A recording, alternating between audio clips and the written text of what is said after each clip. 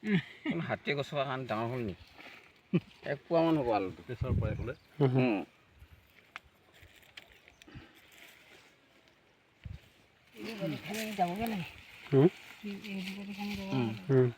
ৰ'দত ৰখি থাকিব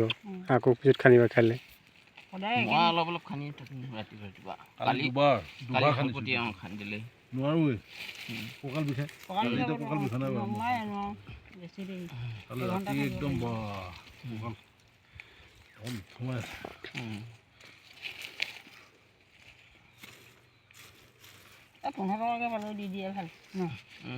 দি দিছোঁ থৈ দিলে বেয়া হ'ব নি বেয়া হ'ব গেলি থাকিব ন ইয়াতে তুমি ইয়াতে ৰ'দত দিব লাগিব